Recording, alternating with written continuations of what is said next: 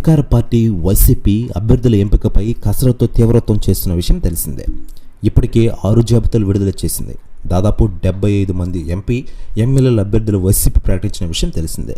మరోవైపు తెలుగుదేశం జనసేన కూటమి ఇంతవరకు చెరో 2 చోట్ల తప్ప మరెక్కడ అభ్యర్థులను ప్రకటించలేదు.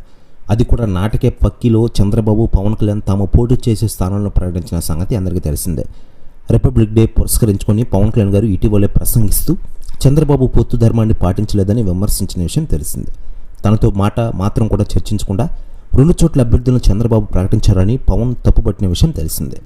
ఇదే సందర్భంలో తనపై కూడా ఒత్తిడి ఉన్నట్టు రాజోలు రాజానగరంలో జనసేన పోటీ చేస్తుందని ప్రకటించి రాజకీయ దుమారానికి తెరలేపారు పవన్ కళ్యాణ్ గారు. దీంతో అభ్యర్థుల ప్రకటన ఆలస్యమైతే 2 పార్టీల మధ్య వ్యవహారం చెడిపోయే ప్రమాదం ఉందని హెచ్చరికలు లేకపోలేదు. ఈ నేపథ్యంలో తెలుగుదేశం అనుకూల పత్రికల్లో టీడీపీ జనసేన కూటమి జాబితా అంటూ 13 మంది పేర్లను వెల్లడించడం గమనార్హం. ఈ 13 మంది పేర్లను పరిశీలిస్తే తెలుగుదేశం జనసేన అవమాన భారంతో తలదించుకోవాల్సిన దైన స్థితి. తెలుగుదేశం జనసేన కూటమికి అభ్యర్థులు లేని వాస్తవాన్ని ఈ జాబితా బయటపెట్టిన విషయం మనకందరికీ తెలిసిందే. ఇక ఇలా ఉండగా ప్రస్తుతం ఏపీ రాజకీయాల్లో టీడీపీ జనసేన పొత్తు బాగా హైలైట్ అవుతోంది. ఇక పవన్ కళ్యాణ్ గారి గురించి రాజకీయ నాయకులు స్పందిస్తూ ఉండగా తాజాగా ఎంపీ రామ్మోహన్ నాయుడు గారు స్పందించారట. ఆయన మాట్లాడుతూ పవన్ కళ్యాణ్ గారు దమ్మున్న నాయకులు, ఆయన లేకపోతే పొత్తు లేదు.